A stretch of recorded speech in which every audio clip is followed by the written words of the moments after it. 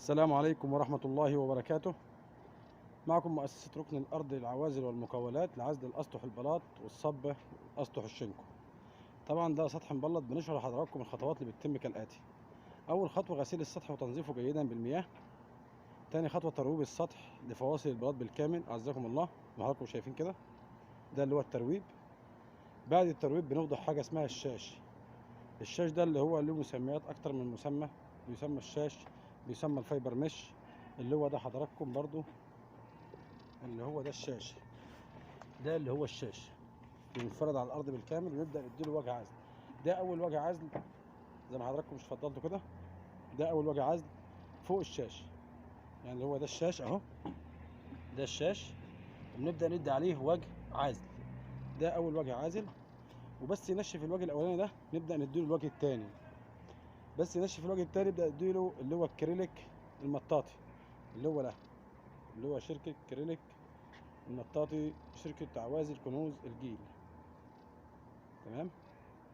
بعد الامريكي اللي هو ده الامريكي ده بننزل منه وجهين الاول زي ما حضراتكم شايفين مع الشاشه، وبعدين نبدا بعد الوجهين ننشفه تماما، نبدا نديله اللي هو المطاط حمايه للعازل وللسطح.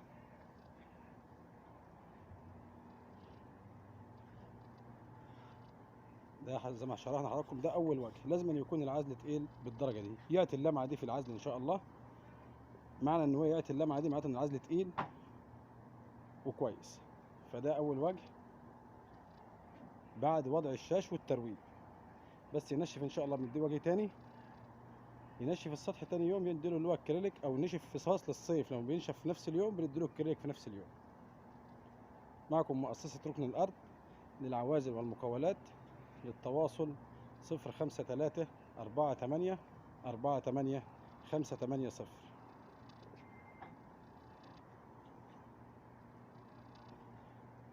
إن شاء الله نكون فدنا حضراتكم بخطوات عزل الأسطح فوق البلاط.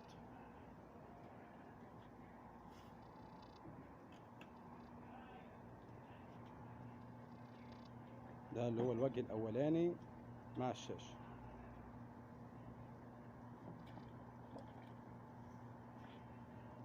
موقع المؤسسة: الرياض بالشفا، رياض، حي نمار.